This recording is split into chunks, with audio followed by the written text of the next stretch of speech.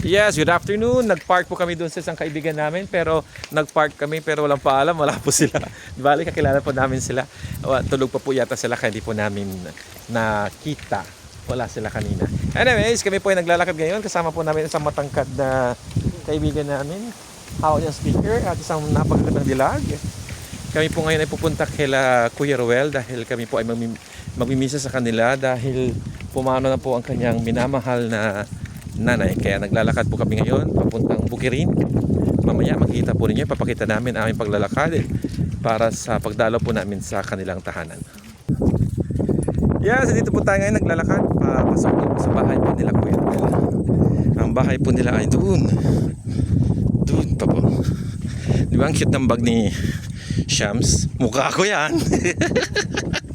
Pero ang pangit pala sa video kapag ano. Pero ano po yan, pina-specialized, personalized bag. Mukha kong nilagay para hindi po mawala yung gamit ko. Ganda na lugar. Mahangin.